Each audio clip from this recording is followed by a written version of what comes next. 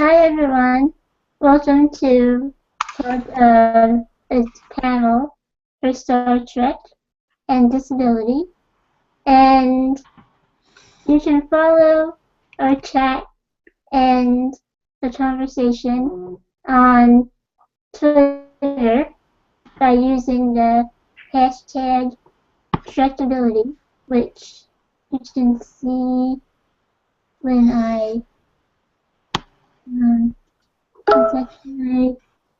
share my screen. Well, can you see that, everyone? Oh, there it goes, yes. Ready? Yeah. Alright, cool. So if you follow this hashtag on Twitter, you can join in the conversation. And we're also giving away a mug, which I have here too. And it is this mug is The Future is Disabled mug.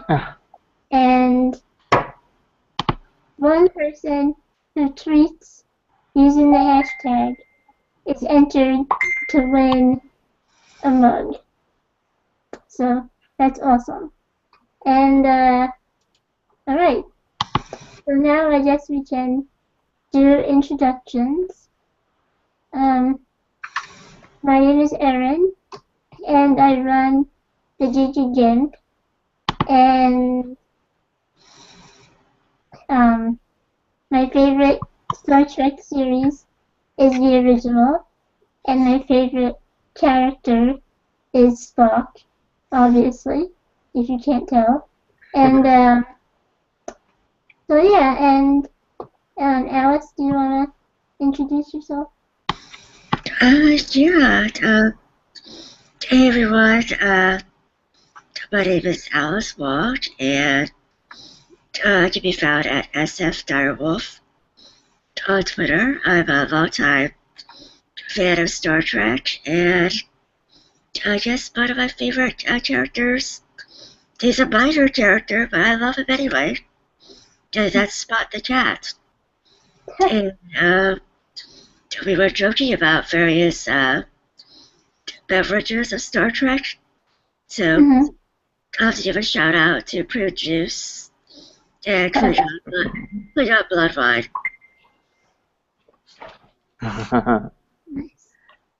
Cool. Andrew. Okay, I'm Andrew Polrang. I have a website called Disability Thinking, which is www.disabilitythinking.com. And my favorite series is the original series also. And but I would say a very close second is Deep Space Nine. And my favorite character is probably Dr. McCoy in the original of the original series, and Odo actually I like a lot in Deep Space Nine. So those are my two favorites. Nice. I love Odo too. Yeah. He's like my second favorite.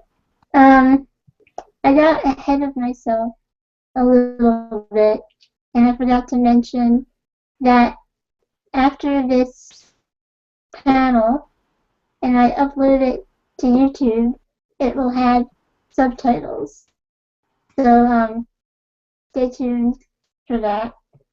And you should also send in any questions for our Q&A by using the hashtag Trekability on Twitter. Okay, awesome. So, I guess we can start talking about Captain Pike. Andrew, did you want to start that conversation? Yes, I really do. And I appreciate you allowing us to talk about that, because I have a podcast on disability and on television, and my next episode is going to be about Captain Pike. And it's a little late in the process. I was supposed to have it out today, but it's probably going to be Monday or so before I can actually finish it. So it'll be good to talk about it first, and maybe I'll change a thing or two here and there. Yeah, no, I mean, if I'm assuming that everybody who's familiar with Star Trek knows the name Captain Pike, and especially since I guess he was included in some of the new J.J. Abrams movies. But the interesting thing about Pike is that his main presence in the first series is as a guy who he starts out as the captain of the Enterprise before Kirk, and in the original pilot they did for that show that was rejected and not viewed really by anybody until like the early 80s. And then, but they took footage from that pilot and made a two-part episode called The Menagerie, which is one of the key episodes of the original series that kind of everybody knows about. And it involves Captain Pike after he's been terribly injured in a starship accident.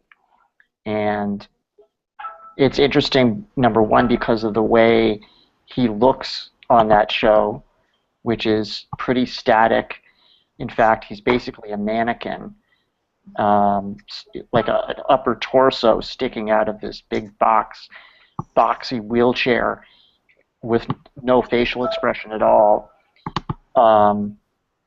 And then also interesting because of actually both the pilot and the Menagerie,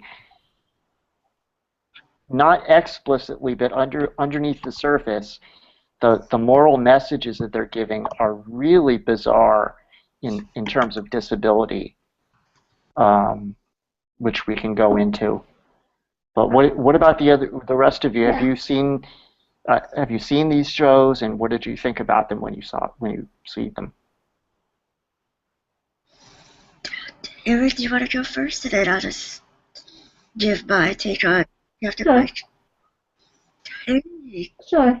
Oh, Yes. Dave's here. Yay! Hi. Oh my god! Hi, Dave.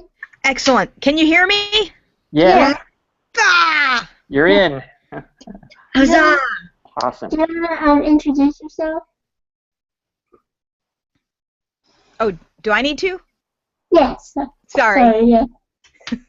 So, as per the bio, my name is Day Al Mohammed, part-time author, full-time science fiction fan. Yeah! So I work for the federal government, working on youth and disability issues, and I actually write science fiction in my off time. So obviously, Star Trek is near and dear to my heart. Nice. Fantastic. What's your favorite series? Next Generation. Okay, awesome. Cool. And we're talking about Captain Pike. We just started talking about him. And for me, Captain Pike, that whole thing bothered me with his wheelchair and how he had to communicate in that way. That wasn't very futuristic. It was just so, like, even less than what we have now, which is ridiculous. So Right. that's what. Exactly. Yeah. It's a complete misreading. I mean, I attribute that just to, everybody's imagination is limited and nobody predicts the future. So in the late 60s, it just obviously just did not occur to them that we could do better than that.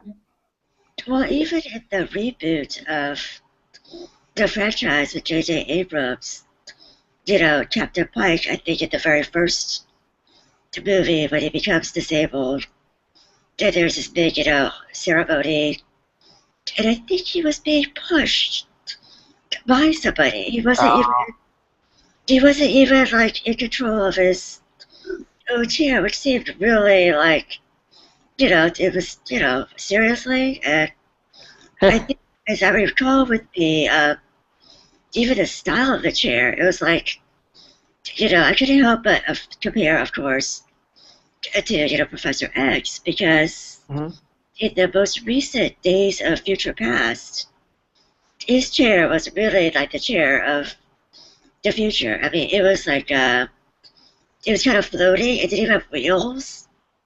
Right. So, in a chair, obviously disabled, it's still steady, but yet he was, obviously controlling it through some sort of. Well, it reminds me of it also. There's a bit of dialogue where one of them, it's either McCoy or the Commodore. This is back in the Menagerie, says something like he can move his wheelchair forward, backwards a little, and I just thought that was the weirdest thing. I mean, obviously, it's another piece of dialogue that was just written without any thought, because why would you be able to move backward a little? I mean, if you can move backward, you can move backward. And it just seemed like the writers were saying just, some way to express that he can't do much. And they do show him actually moving that chair sort of on his own a couple of times. Yeah. But super slow. And I think this is, as a writer, this is what I loathe the most about the Menagerie, because it actually, more than just the depiction of disability, was actually, if you think about the story yourself, what we're looking at is when we look at the classifications of disability movies, right? We have the super crip, we have the better dead than disabled kind of a stories, and then we have those like after school special ones. And in some ways, the entire episode is written sort of like that third category. But if you're going to create an episode just about disability, it's got to meet one of those kinds of things. So they can't have him be capable and wonderful, because then the story that that doesn't work. And so basically, I mean, you could have plopped a puppy in there, sort of a thing. They had to show his life as being pathetic and horrible and worthless, and that's why they had the crappy wheelchair. Although I kind of wonder if that was a budget issue, but yeah, they had to make him as horrible as possible to be able to get away with that. I mean, and that's the entire thing. I mean, the Menagerie is all built around the whole cage thing, and the Menagerie is Spock acting very unlike Spock to do it. Absolutely. And it is almost like a better dead than disabled, because they establish very clearly in the cage and reinforced even more in the Menagerie that going to Talos 4 is so forbidden that it's the only death penalty left. Yes. Now, why? Directive 7. But why is it forbidden? It's forbidden because what the Talosians want is to grab some humans and stick them in their cage and give them this fake-o life, kind of like the Matrix, and use them as slaves to rebuild their society. So it's not just that it's bad for the person, because actually it's not necessarily bad for the person if you don't care about it being fake. You could actually have a decent time, supposedly. But it's still forbidden because it's a danger to humanity. Any person going there endangers the rest of humanity just by going there, because they're giving these bad people access to humans to create a bunch of slaves. But all of that is thrown over because Captain Pike's disabled. Oh, so never mind. That's okay. It's all good. You can go because he's disabled, and of course that changes all of the moral calculus, all the considerations. You can go there. Not only are you not going to be put to death, you're not even going to be charged. It's all perfectly fine, because and even the Talosians turn out to be good. Right. Oh, and it's not like they were going to charge Pike either. They charged Spock with it, because the person with a disability could not be held accountable for his actions. And in that episode itself, Pike didn't want to go, but Spock did an "I know best. I know what's best for you." And so I'm going to do it against your wishes, and then it comes back and saying, all right, so we're going to court-martial you, Spock. The poor disabled guy, we can't have him be responsible for his actions. I mean, he's out of our reach anyway. I'm like, come on. Well, I think that's fair enough because Pike didn't want to go. Right. He should not be held. But I did want to mention one slight plus was that, and it's maybe way too slight, but anyway, it's interesting that he has status in the menagerie. He serves as one of the trying officers. They have to have 3 command rank people to run their little trial. And at first, Kirk is like, "Oh, sorry, we can't do the trial, I guess, because we only have 2 captains here." And as Spock points out, actually we have 3 because Pike is still a captain. Mm-hmm. And they treat him with some respect. They don't, you know what I mean? It's like he's still Captain Pike, and I think that there's a glimmer of that. But other than that, but isn't that in a tokenistic way? Yeah. But, functionally, he serves the. I mean. Right, but it's kind of like he doesn't have the same weight. I mean, he's not regarded in the same way anymore. No. And I think back to what they said. I mean, it's very illogical of Spock. Right? It's very. I mean, his materialistic nature. I mean, that just was a stretch, I think, for what a Vulcan would think, would believe.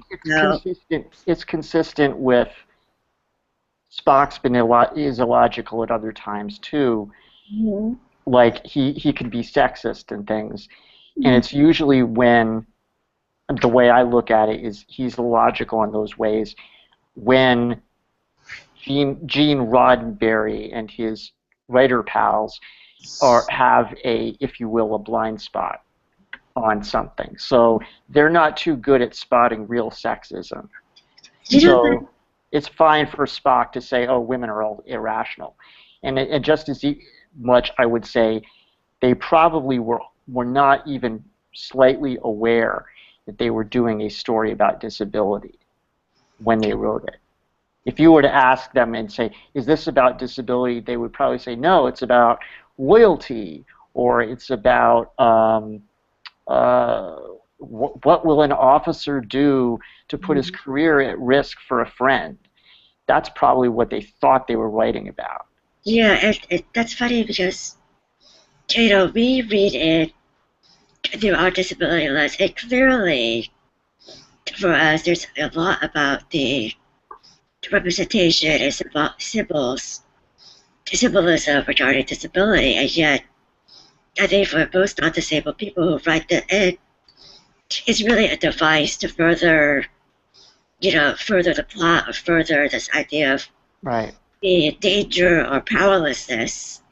So they slap on a disability to show that dramatic nature, right? I mean, that's where that's where we can call that Oscar bait, right? For these, let's put these characters as like this, dramatic arc of becoming disabled. And again, it's just used as a device, I think, and they don't really think about there actually are people like this in the world, right? So I think that's another aspect. Right. The focus was on like a very special episode, and I think you said something that really caught my attention. I had a conversation earlier today, and we were talking about inspiration porn, and I said it had gotten to me the idea that there are 2 kinds. There's one which is the like your excuse is invalid, and that's where you see the really ripped guy in the wheelchair like climbing the rope and everything. But the second one, which is the one we've seen in the newspapers, which is like the football player who takes the young lady with Down syndrome to the prom, but instead of it being about her, the focus is about him and him doing that for her. So the entire event, instead of it being she's always dreamed of being the prom queen, which would have been, it would have been a cute, heartfelt story, but it at least would be about her. It's about the kindness in his heart to do that for her, which goes straight to what you were saying, Andrew, in that they had built it around Spock as the officer doing what he thinks is best. So it becomes that almost second kind of inspiration porn. That's great. I had not thought of it that way at all. That's a great point. it's his heroism and sacrifice and stuff. And actually, because again, viewing it for the billionth time for the podcast episode I'm working on, I actually did start to have different second thoughts on a couple areas. And I was looking at the very end when they say, the Telosians say, look, Pike is welcome to spend the rest of his life here and living this fantasy life that we can offer him. And my first thought when they said that was, that's the first time hearing their voices that I could almost take them seriously. And their offer did not seem, on its own, did not seem crazy to me. Did not seem wrong or horrible. It seemed like, look, we can do this for you if you want. You're welcome to spend the rest of your life here if you want, and that'll be whatever. And then they say, Chris, do you want to do this? And he says yes. And so that's the end. If that was the story, I wouldn't really mind it that much, right? But they go through all this rigmarole, which is completely unnecessary. They probably had the power to communicate with him and say, hey, we heard you're in rough shape, and before you didn't want to do this thing because whatever, but have you changed your mind? We would still like you to come. And he could have thought about it and said yes or no.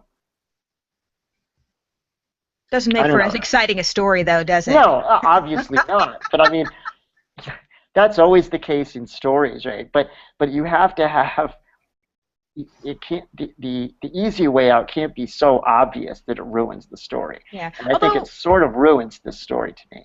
Although I guess if I took a small rewrite, so take a moment, rewind, let me erase what I just said, and so what if they did contact him then, and then Pike decides he's going to steal a ship and get Spock to help him, and he does it. I'm like, oh, I actually would probably watch that. I'm like, you've got this guy in this giant box with a blinking, beeping light who has commandeered a shuttle himself to do it. All right, okay, I'm like, all right, that would be kind of a fun story. I like that a lot. We have rewritten it. Great one.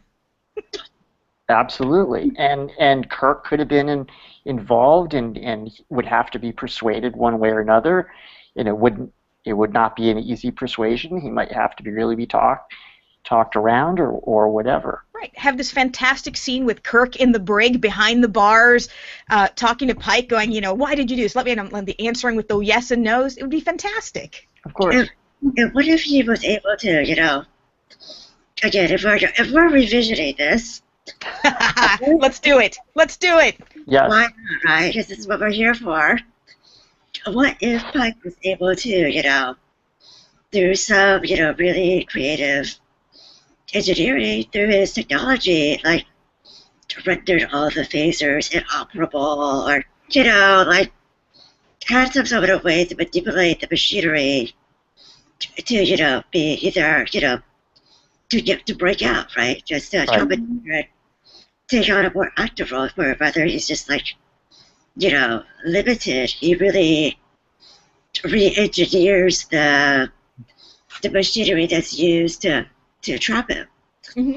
That would have been really cool. Right. Oh, yeah. I mean, if we can have Morse code, and the telegraph systems where people are doing entire messages with just the beep, beep, beep, why couldn't they do that for him? Well, yeah, there's a line where McCoy says to Kirk,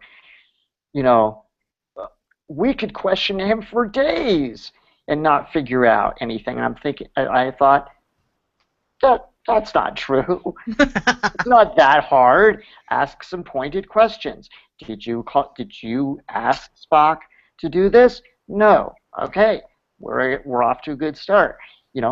What do you know what this is about? No. Or yes, I do know what this is. Okay. Is it about Talos 4? Yes. Okay, now we're getting somewhere. I mean, it's just they drop these phrases that seem conventionally true if you don't think about it for a second. Right. Bad lawyering and not the best writing either. Yeah. No. I think for me, part of the major issue is that they remove all agency for Captain Pike. Mm-hmm. Like he doesn't in the episode. He's more like a prop, like so that was I thought was like a major issue. He's the prom queen. Yeah. Exactly. That's a great way to put it. He's just a token. And my understanding is that at least part of the visual aspect is kind of a technical thing. Number one, they couldn't get what's his name, the actor. They could not get him for the show, so they can't have the same actor playing him, which I presume means that that's what they originally wanted to do. And if they had, it's Jeffrey Hunter. If they'd gotten him to be Captain Pike, automatically you would think that he would probably look more animated and more like a person. But these things happen and they couldn't do it. But then they basically, I think he is a mannequin. I generally have been watching the remastered version, which I think they've enhanced to make him look a little more human. Oh, I didn't realize it was mannequin. I could be wrong about that, but that's my understanding. Oh, wow. If you have, and again, not because that was their first choice. They did not want to get some other actor, I guess, who didn't convincingly look like Pike. I don't know. I mean, it's crappy no matter which way you slice it. But so he was literally a prop in that episode. Wow. Okay. That was a really good conversation. But now I think we should move on. And I just want to ask a question. What would make an ideal Trek episode about disability, or including disability? Anyone can answer. I can tell you what I would probably love to do. I would love to start with the Super Crypt story because it's what an audience knows and expects. Set a character up with a disability, have them have to do I have to prove them myself, let them be really good, and then just like they did with Kirk in the reboot, set up a character who has taken it to the extent where they are reckless and have somebody have to shut them down to some extent. So and then there could be something about you're stopping with this way. I'm stopping you because you're being an asshat, just like anybody else. And it's still one of those special kinds of things, so I don't want to do it, but at the same time, I want to set up a competent character, and at the same time, you want to set up those exciting moments. And so that's where I want to do that. But then the idea is, then you just have the able-bodied character shutting them down, so there is that too. So I guess you could always have the reverse, but again, you then just have somebody coming in for that one kind of issue. So let me take back what I said, rewind all of that, and say I'd rather have one character with a disability, even if it is a minor role in the background, because their constant presence means something. Lieutenant Uhura's presence made a huge difference. Geordi LaForge's presence made a difference, and they were both competent characters. So I would love to have a character with a disability in the modern films or the upcoming series with a disability in any kind of competent role where they are constantly present. There. That's my answer. I like that. I like that. And I guess for me, I guess one of my, like something I would like to see is really similar to, do you remember that episode where Picard was stuck on a planet with another person who spoke in a totally different language? Yeah. It was like, so, that to me makes me think about the neurodiversity. So I would love these kind of like explorations of, us, like a neurotypical person, a humanoid, really confronting someone who thinks and behaves differently. And how do we bridge those gaps? And to me, that was one of the really interesting episodes where it was all just about a two-person interaction, but yet it was really so powerful at the way they created a language together. Mm-hmm. And that to me, speaks so much to right now, this idea of neurodiversity and really embracing that difference. And what if, if we whether it's an alien species, a non-humanoid species, or maybe just another humanoid species, but completely different in terms of social interactions. Mm-hmm. And that to me would just speak to disability, but also these other kind of larger themes about difference and about how do we make connections with people that really aren't, who just happens to communicate differently from us, and how do Right. so that to me would be a really fun episode. They sort of tried to do that a couple of times in the Next Generation and Deep Space Nine, I think, with mixed success. Mm-hmm. I'm thinking the two I'm thinking of immediately are there's one with an ambassador who's deaf and uses like three people that stand next to him and they're sort of like his interpreters. I remember that, yeah. When they get shot, he has to figure out with them the way, a new way to communicate. And then, to me, one of the worst ones they ever did is, the Packleds. You familiar with them?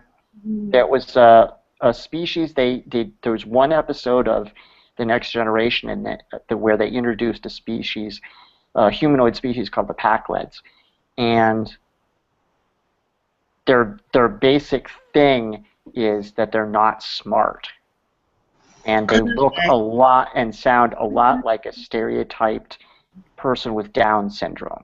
And they kidnapped Jordy. All of them. Yeah, they kidnapped Jordy, right? Yes, they kidnapped Jordy. And the way they function in universe is kind of that they're a little like the Ferengi. They go around and barter or steal technology that they are incapable of developing themselves. And on one level, they function pretty darn well because they can kidnap people and they have spaceships and they bop around the galaxy and everything, which is... Hey, they're survivors, right? They're survivors. Yeah, exactly. But, oh man, they really... Oh, geez.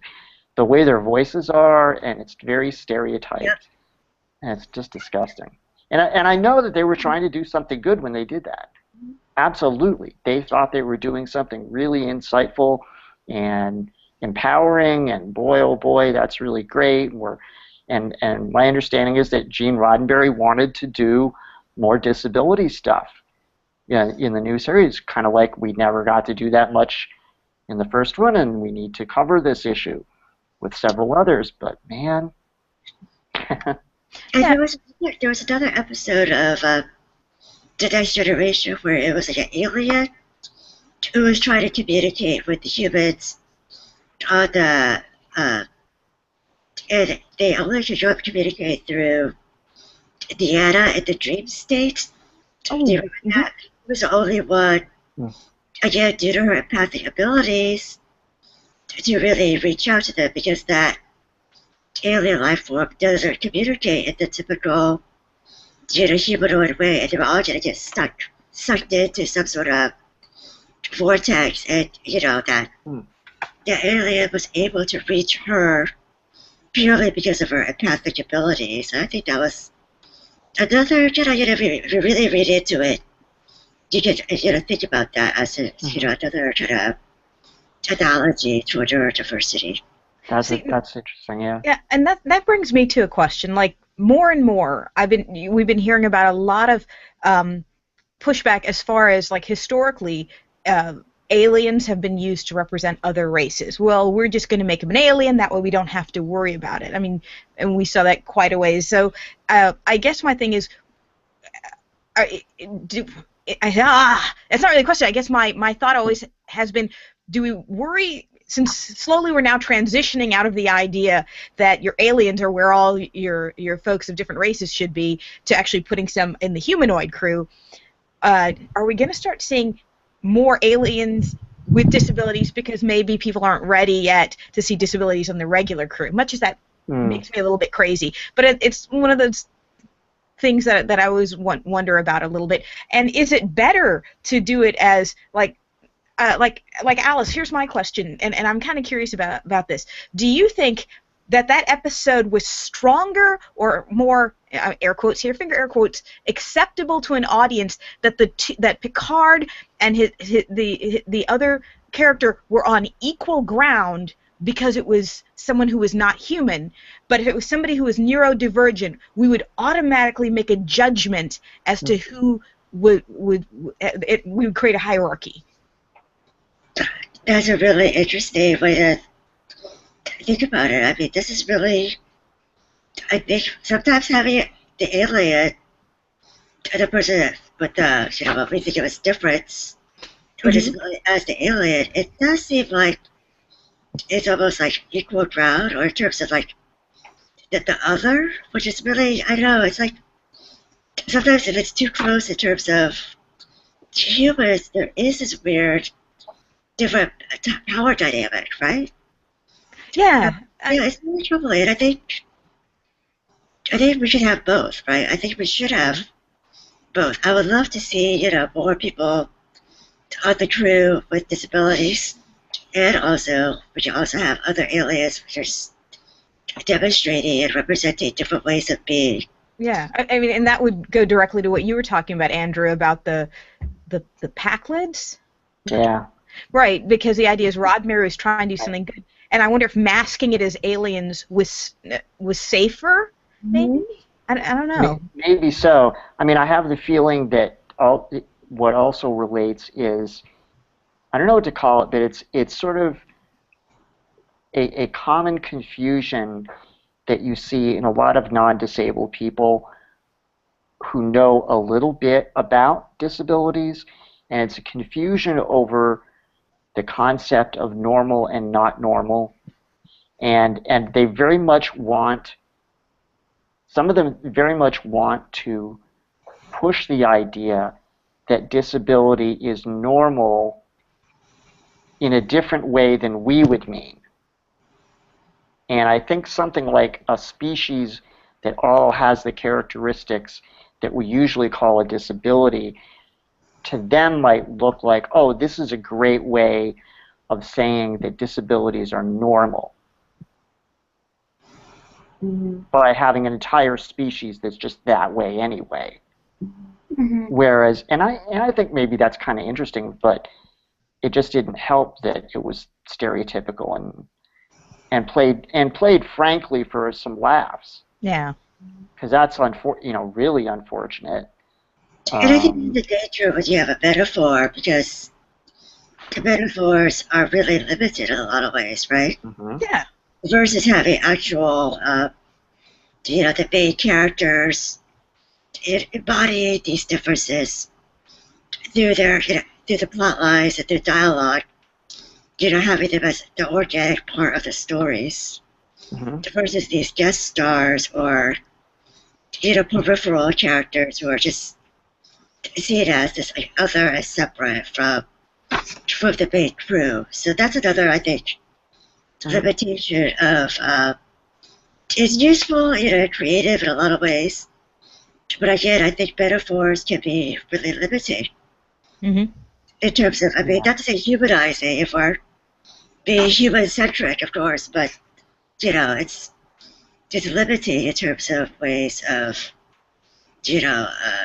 putting up larger statements or larger. Maybe what we're saying is that you get into trouble when you try to say too much all at once, and that's why, like Day, you were saying, if you had a character that was just present in most episodes, but didn't necessarily play a huge part in every one, then you could say more over the long period than saying, "Oh, this is going to be our disability episode." Yes. And everything has to be about that, and we have to make 12 different points and shoehorn them into this story in a real clumsy way. And maybe that's why having a regular character, and not dealing with it all the damn time. I was thinking it would be interesting to have a character with a visible, obvious disability of some kind, and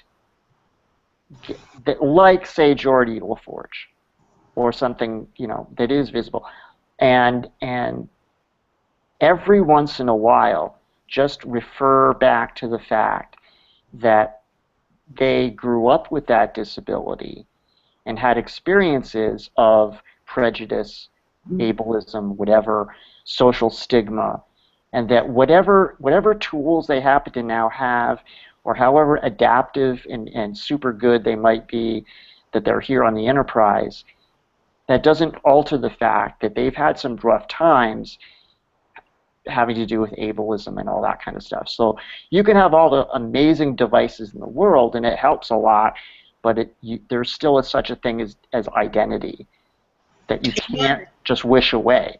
I think that would be kind of interesting to see. Yeah. It would be so much fun to see, like, the kind of the lower crew members, like like somebody in engineering or the sick bay.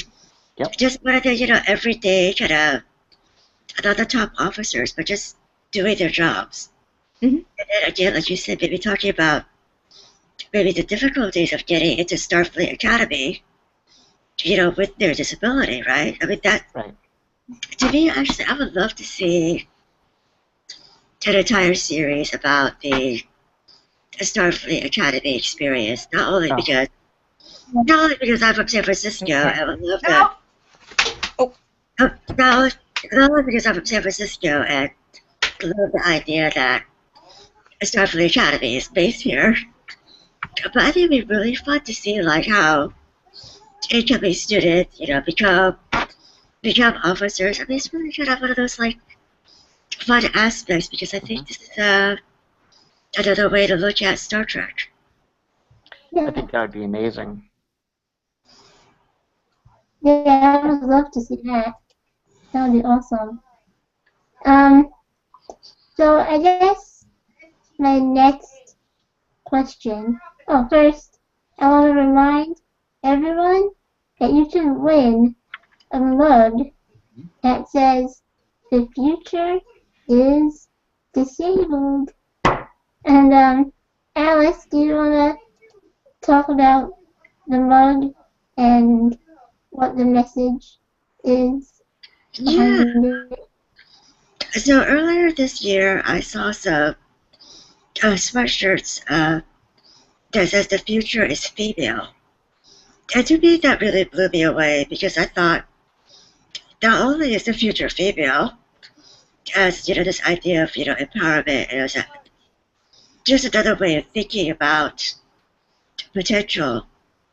I thought a lot of ways the future is disabled, and what a provocative idea that is. Just to put it out there, right? So, as part of the visibility project, I created some products that could be ordered online, and it's just as a way to kind of start a conversation and to be provocative, and of course, inserting my nerdiness, and a small part of the proceeds will support our project, which is about amplifying disability stories and cultures. So, yeah, just a little plug out there.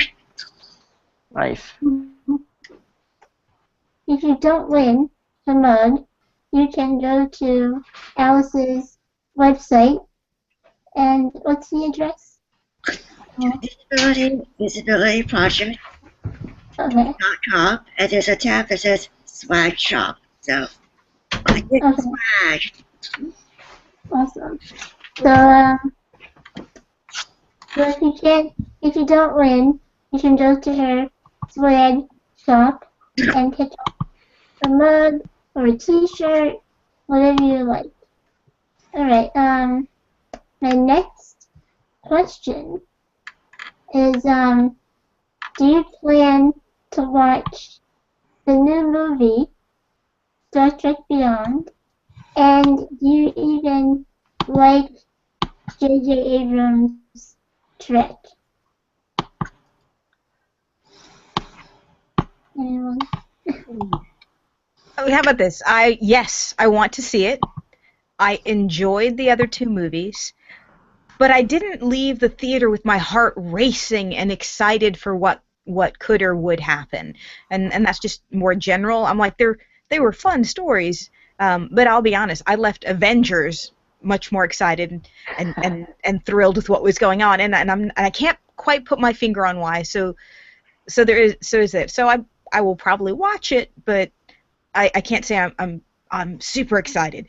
And from a disability standpoint, I'm like, in the second we have, there are explosions, all sorts of horrible things coming out. I'm like, give me some little character with a disability in the background, somebody zipping past in a wheelchair going, holy crap, the buildings are falling.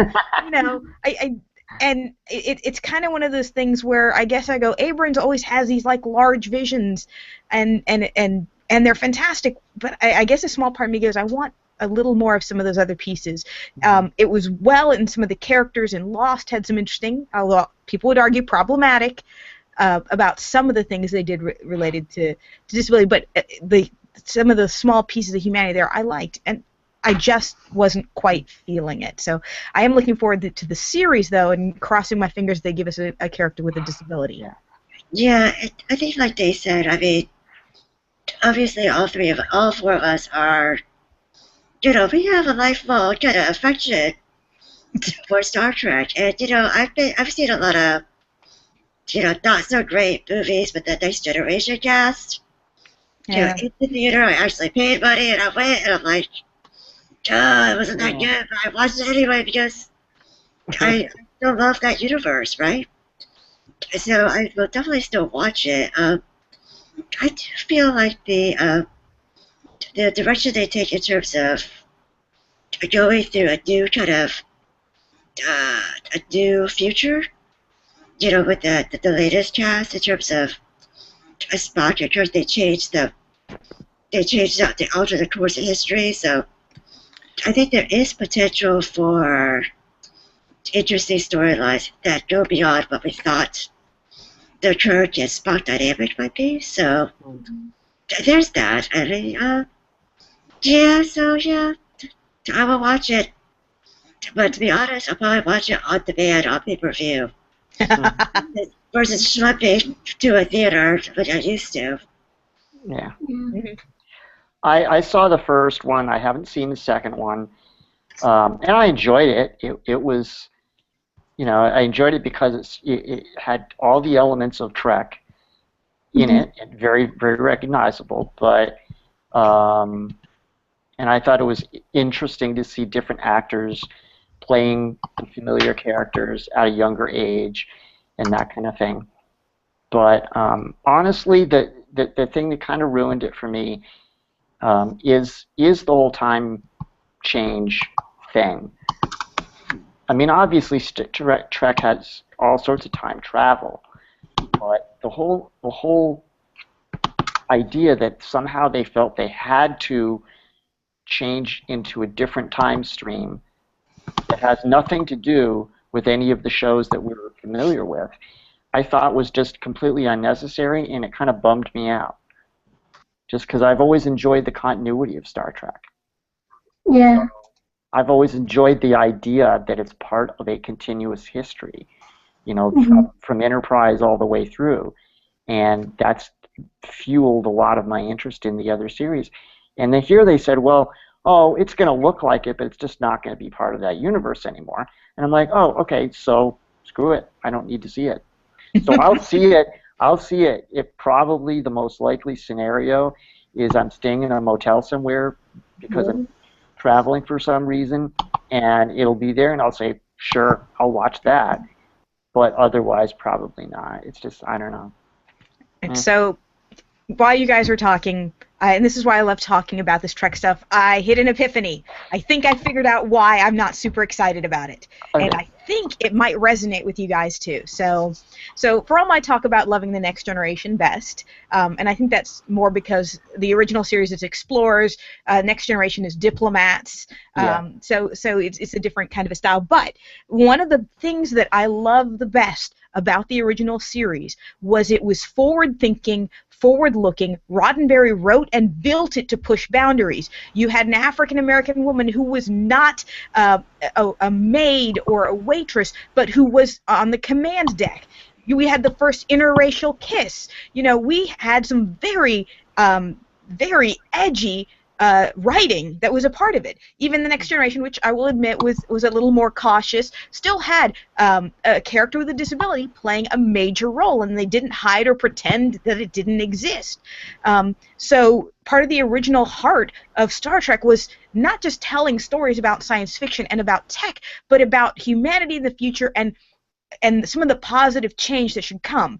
And the Abrams ones, while they're exciting and interesting, do not push any real boundaries. They aren't edgy. They aren't changing the way we look at our world, not even from a technology perspective. And it could be argued with the casting of Khan a step backwards.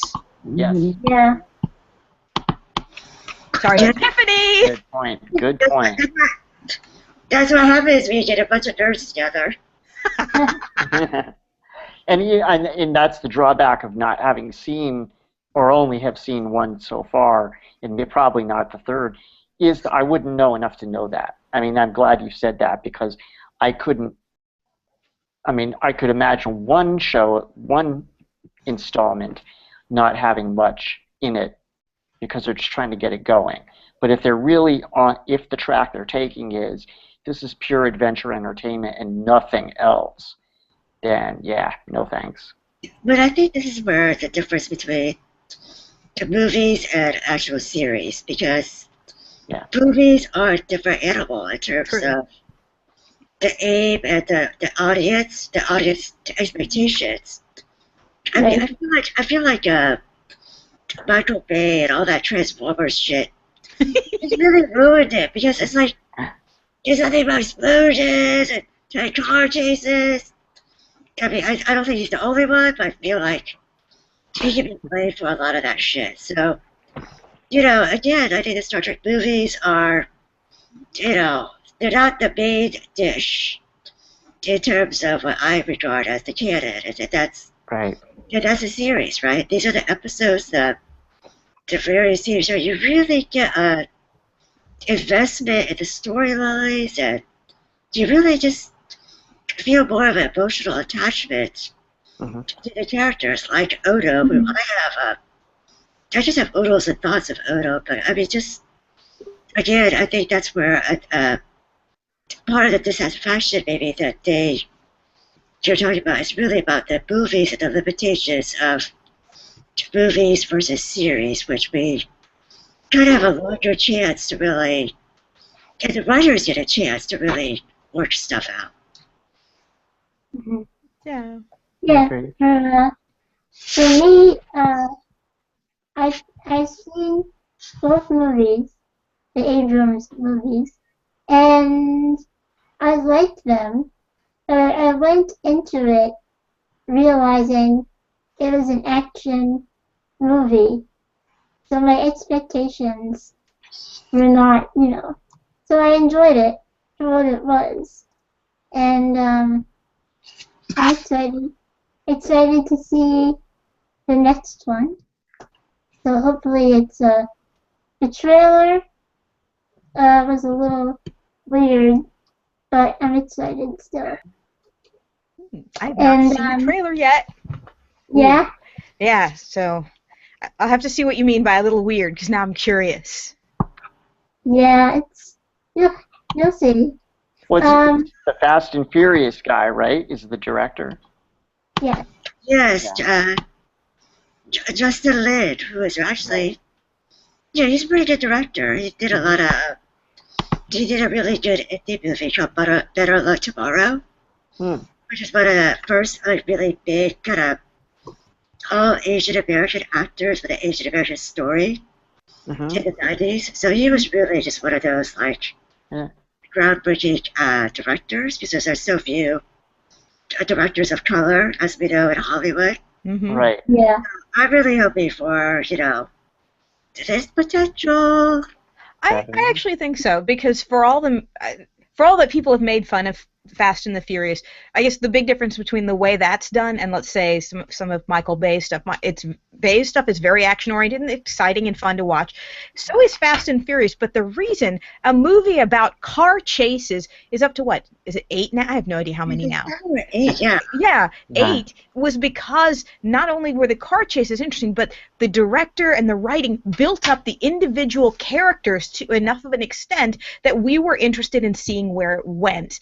And what should have been something that only had 1 or 2 movies is now up to 8, and which is ridiculous. And I think that says a lot for him. So I actually think that sounds really promising. And even though we're getting a little off track, but I do think that the Fast and Furious franchise is so popular is because there are so many characters of color. Yes. And they're not just the sidekicks. Yeah. They are integral Exactly. main players. They take place all over the world. So obviously the overseas market is huge. And I think this is another very smart way of reaching audience. We need to send him notes.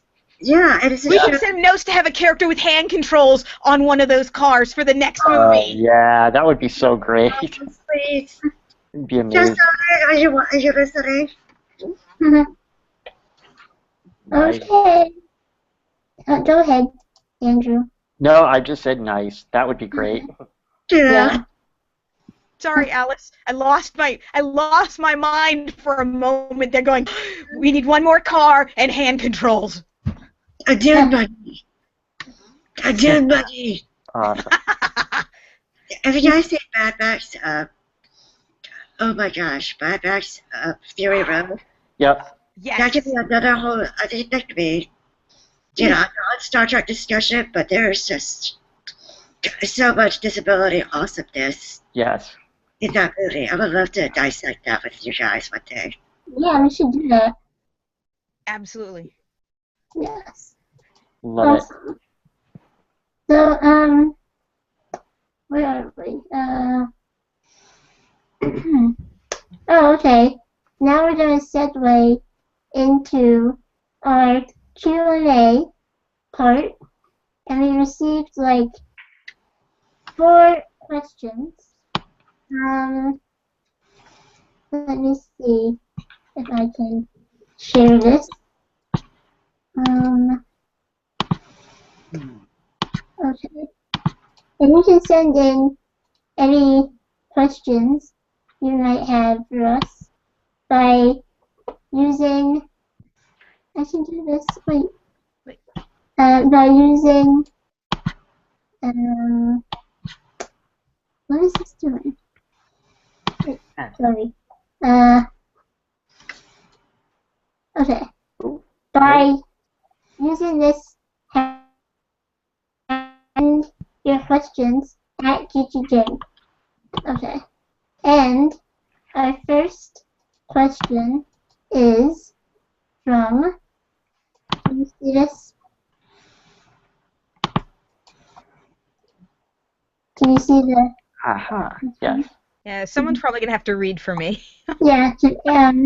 Andrew, can you read it? Sure. It's from Mike Mort at Mike E. Mort. Why in the 24th century is Barclay's anxiety still treated as a joke? Yeah, I wanted to segue into talking about, wait, stop, okay, talking about Lieutenant Barkley, and I guess we can talk about that. And Andrew, oh, did you read the question? No, You did. I did. Did you? Okay, Okay. good. And do you want to start, maybe? It's an interesting question. I mean, I think, the quick answer I think is that I'm not sure. Well, first of all, I doubt that the people at the time thought in terms of anything like disability per se when they created him, because I don't think people defined things like anxiety and his stuff as disability the way we do more today. So I don't think they would have thought it was disability, but that's kind of neither here nor there. I mean, I feel like it's also part of that time was that it was even more acceptable than it is today to just to say that, you know, weird people are funny. He's a weird person. Weird people are funny. That's just the way it is. And it's not, at the time, it was not even saying anything bad about him, because we're supposed to kind of like him. But he's funny. He's funny.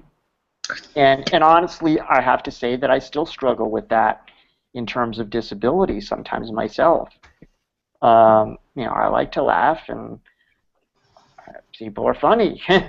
And I don't think that's always a terrible thing. But it is problematic, and it can be. So. Yeah, and I think there was something about, you know, I think partly in terms of the way people gave him a nickname, Broccoli. You know, I think there's something about the cliquishness. The idea of, like, you know, those who are kind of around them, this kind of, like, you know, social groups. Right. And, you know, there was a bit of that kind of. I'm sorry. Oh, yeah, so I think there was a bit of that kind of storyline in terms of these kind of insidery groups, and, you know, it's like that playground thing where she's like the odd person out, and, you know, they were just trying to explore that difference or odd person outness through. Did Wesley get told off for that? Yeah, because he was like, I think he was the one who, like, said that, and I think Picard accidentally slipped, or somebody else mentioned it. Right. Well, the Lieutenant Broccoli, and he was like, so, you know, stunned, but I also think that there's something about also just the environment, the work environment, because it is, you know, somewhat based on militarist, you know, the military. There's, you know, this sense of professional expectations, and, you know, Bartley just, you know, does his work in a different way. So right, he's a little bit outside of what's, you know, considered typical. And I think Jordy definitely faced that frustration in terms of supervising him. So part of that shows to me, you know, it's like, again, this whole, like, idea of what's, you know, acceptable professional workplace behavior. Right. For, you know, accommodating people who just happen to do things differently but are incredibly competent. Yeah, and this is Day. It's kind of one of those things where we can look back on it and go, man, that was probably not the most sensitive or best written kinds of episodes, actually plural. But but you can look at the character and go, we know what he is. He is the lovable buffoon. He is the underdog. He was written to be this kind of an archetype that was made actually for us to laugh at. Now, what's an interesting point to me was you could have created that as a single episode character, right? That would take care of the archetype. We would be done with that storyline. The fact that Barclay exists for multiple episodes, and usually in the episodes he ends up as a winner, right? He is. I can't think of an episode where he's actually the loser. I believe he's in at least 2 of the novels. I have to go back and double. It's been a while since I've read them. Shows that there was a certain popularity with the character, and that the writers intended a positive outcome for the character. So it's kind of one of those things where I'm not enthused about it as from a perspective of anxiety, or I mean, you could even look at it like you said, like Al said, the cliques, the outsider in the office, like I said, lovable buffoon and the underdog. But the fact he was brought back for multiple episodes, and that he is the in air quotes hero. I mean, let me take away the air quotes. The hero in the way they've written the episodes tells you that there were some interesting ideas about the way we look at the outsider, at the person who's bullied, at the person who's seen as the buffoon. So it's kind of one of the things you could. I'd say the intended was a positive message, but I think it was hard to find a good way to execute it. And I'll be honest, if we had to write a variant today with an outsider or an underdog that was in general created because everybody else, we all have that person in the office, we're like, oh, they're the weird one. Whether we like it or not, it is the way people think. We click, we create our clicks.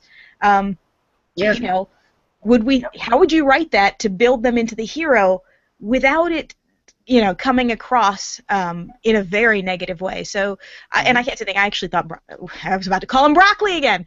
But Broccoli was actually a really neat character in that respect. But yeah, several episodes.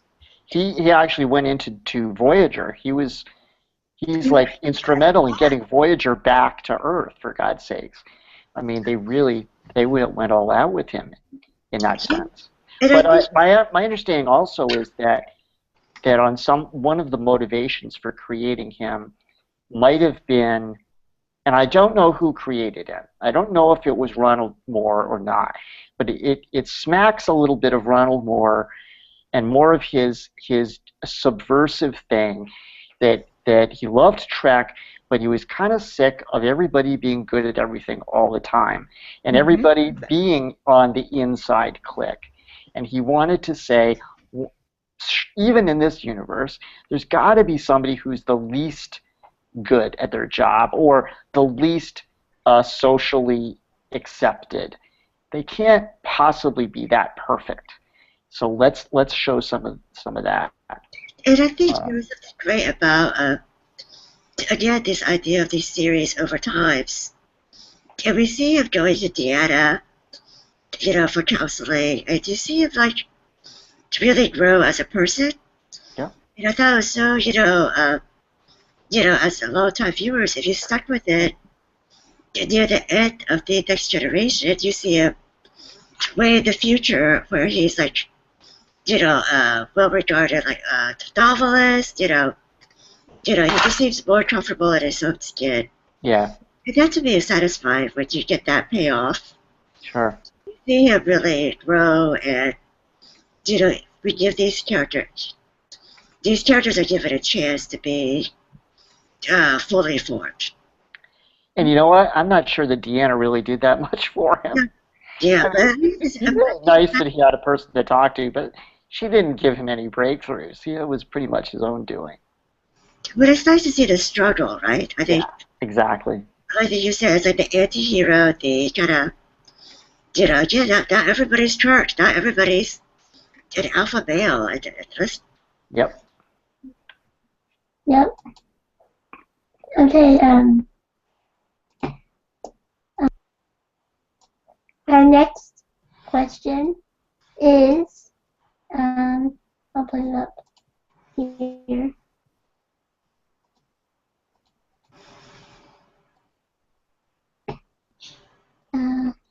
Andrew, can you? Sure. Thanks. Okay, so this is from VA Spider, VASPIDER. Yeah. Okay, so in what ways do you feel DS9 addressed PTSD well? Where did it fall short? Does it adequately address civilian and cultural PTSD?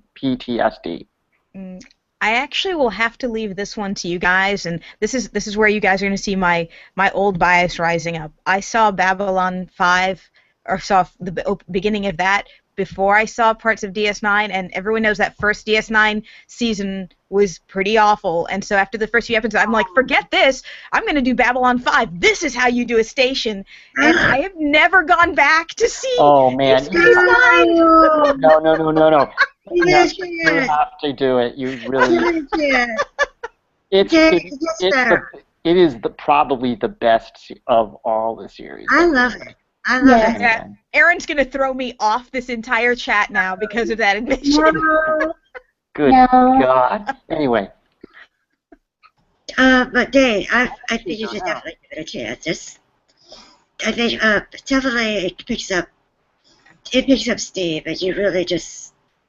I mean, Captain Sisko. I mean, everybody in it gets richer and more complex.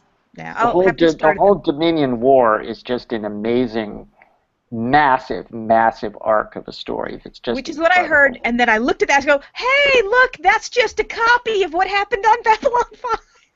Well, probably, but whatever. Sorry, but yeah, other than a few scattered episodes, I haven't seen it. So let me be quiet and let you guys take care of the question. Let me think. I guess I don't have any specific things to say except that I do think the portrayal of Kira as a former member of the resistance, and just coming to terms with the consequences of their actions in terms of obviously violence, being involved in violence, being the victims of violence, and basically genocide. I mean, it's incredibly traumatizing, and I think I wish we didn't get as many scenes of life in Bejor, post-occupation. I mean, there were a few, and Andrew, you have to tell me if you recall, but I feel like we didn't get as much perspective of actual Bejorians, living in Bejor post-occupation. There was a lot in terms of the after effects of the occupation. When you have like half Bejor and half Cardassians really try to find their place, post-conflict, right? And I think it just the kind of the tensions around that, and the tensions of living side by side or working with people that oppressed you. I think there was a lot of that, but I think in terms of PTSD and trauma, there wasn't, I think, enough of a real direct addressing of that, but definitely, I think, from the perspective of dealing with being an active participant in violence, for no matter what reason they did it, that they explored pretty well. Yeah, I agree. I think that they explored it more along the lines of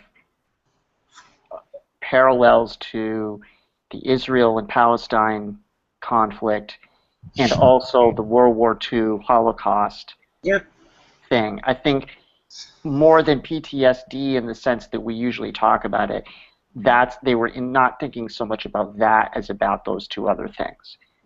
That, people who are horribly oppressed for a time and then in some sense are delivered out of that but are still in effect affected by it. And the perpetrators are still hanging around.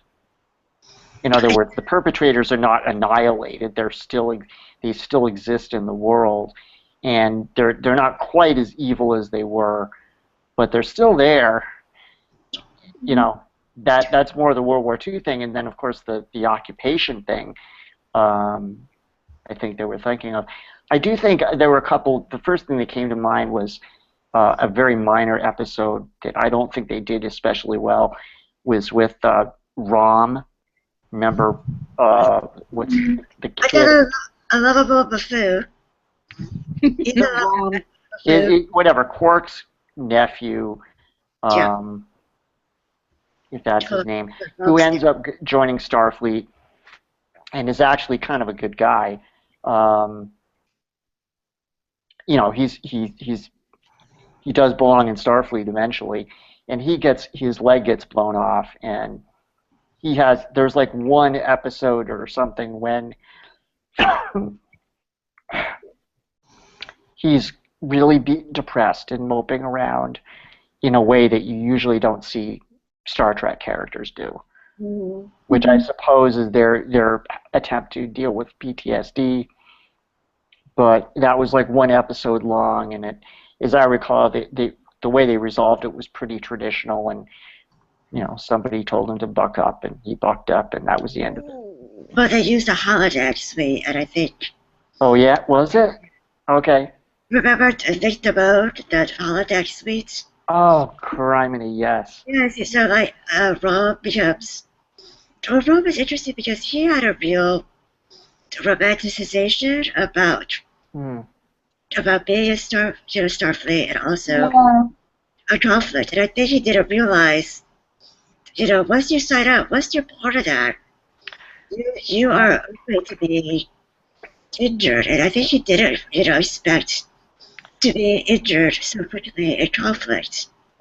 And I think he becomes kind of addicted to being in a holodeck to, isolate himself. And, that wasn't really his rehab. It was more of a crutch. And I think throughout the episode that Andrew talked about, eventually the holodeck character really kind of helped push him out. And I think that was just, a small part of a person's process, but, But that's great. I'm glad you said that because I have to go back and watch that because from what you're saying about his idealism, I'd forgotten about that. And I in real life, I think what feeds in affects PTSD.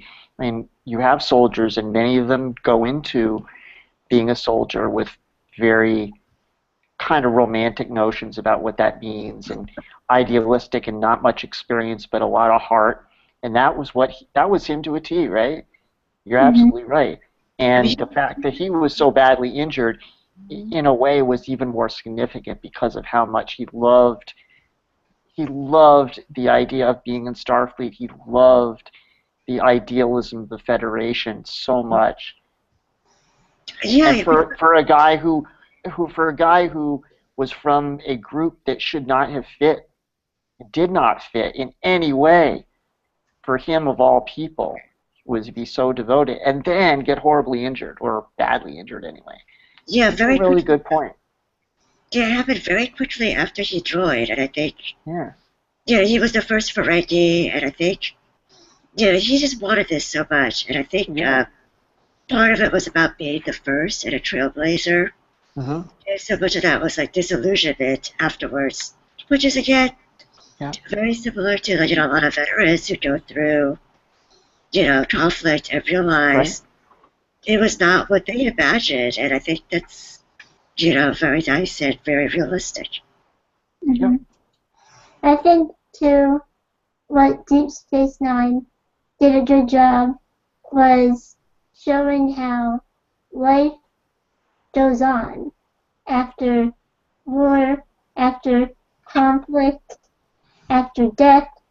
People still live and love and, have arguments about silly things, and I thought it was really kind of realistic in that way. Definitely. People still need to play dumb jot. Yeah. People still need to think. I mean, Quark was.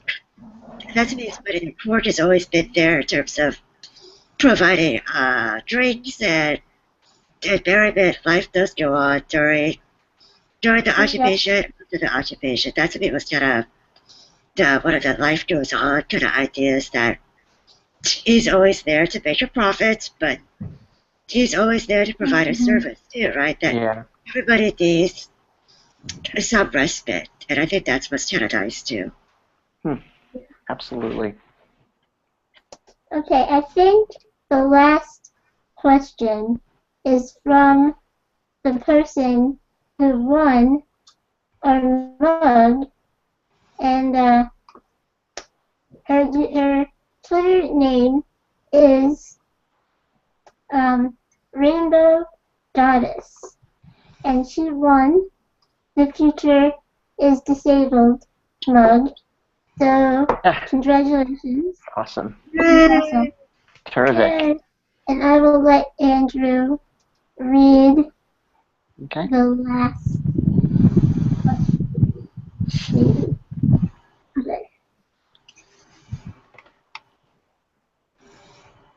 Okay. Oh my goodness, yeah. Okay. Does anybody remember the episode of Star Trek The Next Generation in which Worf was injured in an accident and was paralyzed? Oh, this could go. We could talk about this for an hour, I think. Yeah. Yeah. I really don't know. I did a review of the episode, and you can see it on teachingin.com. Ooh, But yeah. so I'll let, I don't know, who wants to, Alex maybe? Yeah, I'll just, briefly, I guess, I think there's a lot of parallels with our previous our discussion earlier about Captain Pike in terms of these tropes and this idea that you're better off dead, because obviously this episode, when Worf was injured and paralyzed, and it really showed the initial reaction, and definitely being a Klingon, and this idea of being stoic and a warrior. Being a warrior meant being able-bodied in his mind. And so for some reason, being a warrior is not compatible with somebody who can't walk. So he asks, I think Riker or somebody else. It is Riker. Yeah, to tell him. And I think Riker refuses to.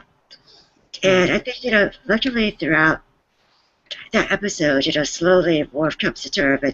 But just miraculously, he's, cured. So that doesn't really, that's a little problematic that it's so neatly wrapped up. But Yeah.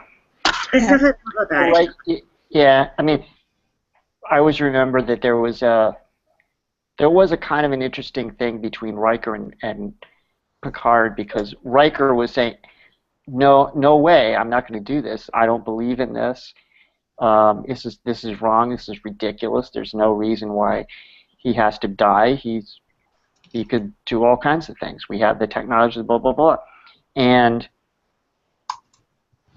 Picard kind of makes the argument that it's a cultural thing.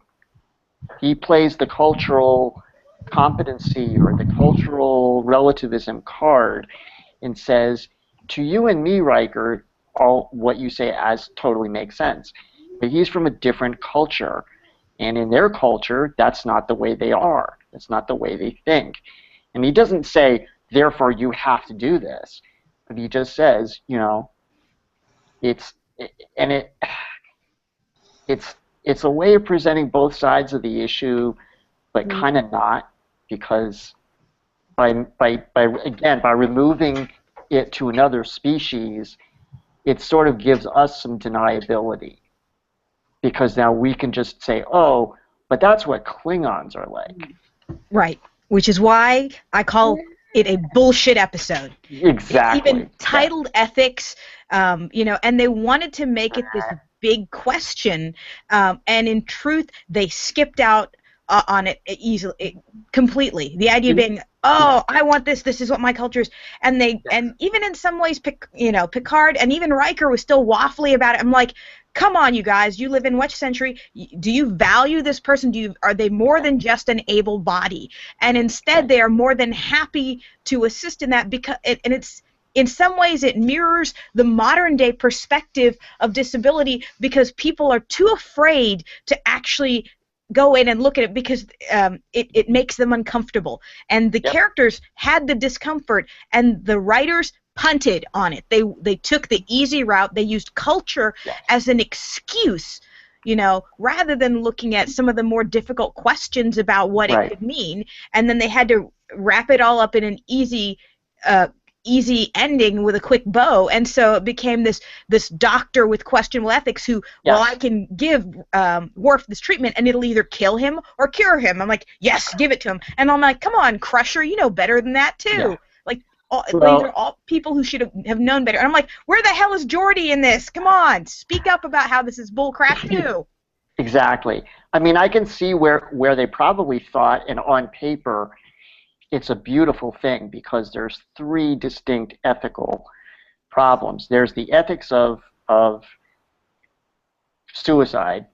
There's the ethics of the medical ethics of the doctor who is very reckless. Mm-hmm. And there's the ethics of the cultural thing. Mm-hmm. So on paper, that seems like, oh, that's awesome. We're doing ethics in three ways. But yeah. The way it adds up is bullshit. And what's interesting, actually, you said it's ethics in three ways, but disability was not one of those ethical questions. So in Right. some ways, we look at it as a disability episode. Yeah, but it's not. It's But not. that's what the assisted suicide people do, not to get too far off track. Yeah. That's what they do too. To them, it is not a disability issue. It's about a choice, right? It's another thing issue. It's about choice and dignity, right? Right. They do not want to hear that that regardless of their own thoughts, it is also a disability issue. Well, Because- it's an assault on autonomy of people with disabilities to exist, alongside them. And I think, I don't know what order this is in, but remember in Worf's episode, do you remember that other episode in The Next Generation where Deanna's mother falls in love with another person, but his culture, again, the Indian culture, they have a tradition where once you reach a certain age, you die. Oh, yes. Again, she was like, "You're perfectly healthy. Yeah. I love you. Let's get married. Let's move away." He said, Yeah. "If I do this, it's against my culture." His family was like, "This is what you're obligated to do to everybody in our." Right, and I'm like, Greek and Roman culture left babies on the countryside. In Europe, they had dueling to first blood. We do not hang on to those cultural relics, and the fact that those still exist in the 24th century, this sounds so bad, I'm going to say it was an abomination of what Roddenberry set out to do. There. Those are my very strong words about that episode. Well, yeah, I mean, yeah, and I remember I actually heard a podcast just the other day that was talking about the Klingons in a way I'd never heard before, which is, if you dig too deep with the Klingons, it just doesn't work. How could a Klingon society as presented actually function? And, it's an interesting idea to create these different cultures that embody certain stereotypical things. Klingons are all violent and chest-beating warriors, but if you take it at all seriously, their society would have collapsed. So, and that's just not everything that they do stands up too well. Yeah. Somebody made a great joke the other day, and it's a little off color, but I thought it was amusing. The idea that was it Klingons and lovemaking is closer to like 50 Shades of Grey, but there are always those Klingons who have broken away from culture and they're down in basements secretly cuddling. Yes. That's right, exactly, yes.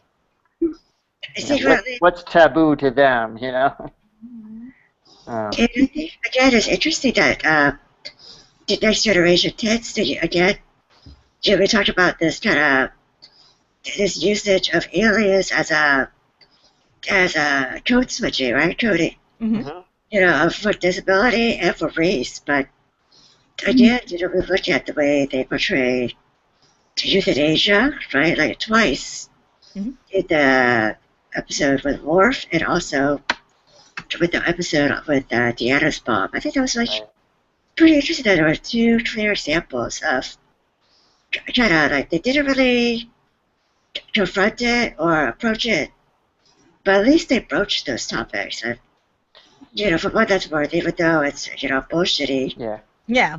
You get that a lot in Trek because so much of Star Trek is now dated.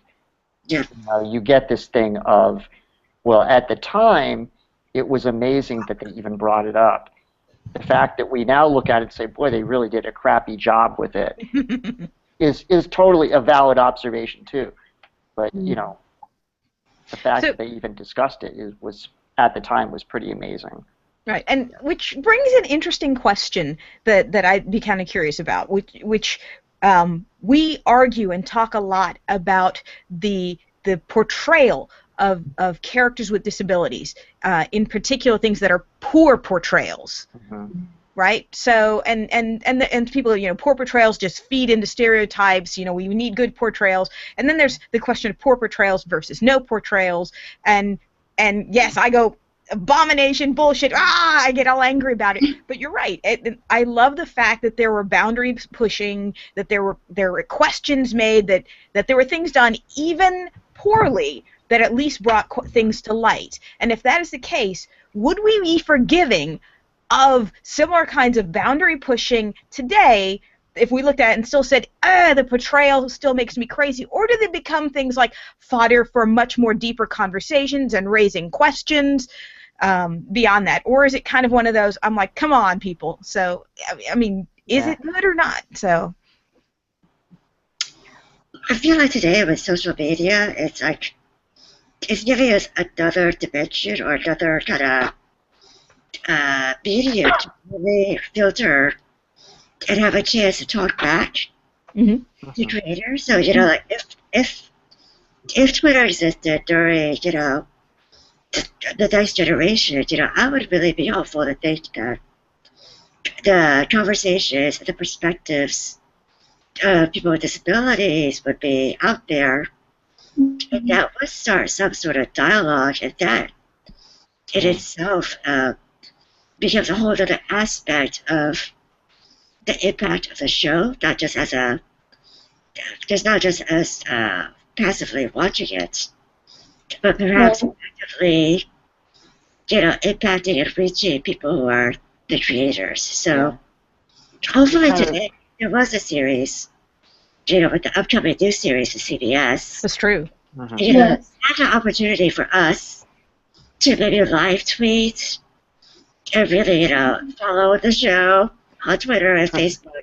Yeah, and if they're still creating, we need to tweet to them that they need to have a regular character with a disability. Yes.